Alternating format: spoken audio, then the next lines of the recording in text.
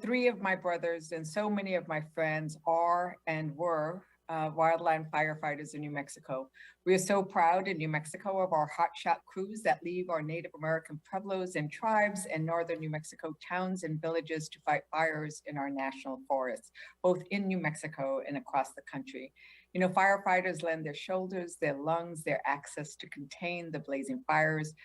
We watch on the nightly news and sometimes from our front yards, the billowing smoke that accompanies these fires that threaten historical and federal facilities and importantly, our watersheds. Every day, these brave federal firefighters risk their lives to protect that watershed or communities or federal lands and facilities.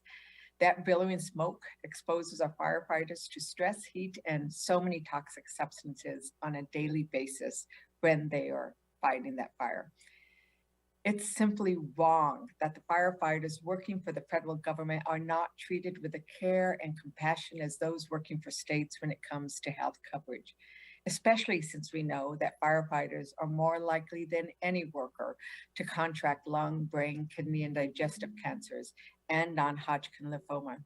Last week, I was visited by a group of firefighters and they shared this sad story with me. In July 2016, an experienced federal firefighter worked 63 hours nonstop, a typical shift for some firefighters. When he finally had a day off, he went to the doctor and found out he had kidney cancer. A week later, they removed his left kidney. 2 years later, his doctor advised him that his cancer was back, and not only back, but had spread everywhere.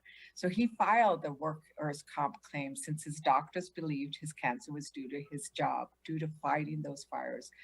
But he got denied because as a federal firefighter, there was no presumptive act to use as a resource to fight for his claim because it was so hard to fight which fire caused the damage. His family appealed his denial for 3 years and a half. His death was finally classified as a line of duty death, but by this time it was 8 months after he passed away. This family and this firefighter fought this. He died not knowing whether his family would receive the benefits that were due him. So the federal government failed this firefighter. The federal government has failed many firefighters like this. And so I am very grateful to our colleague, Representative Takano, and all those who have worked on this bill so that we can ensure that federal firefighters have the same protections as those who work for state and local governments. And this will remedy it.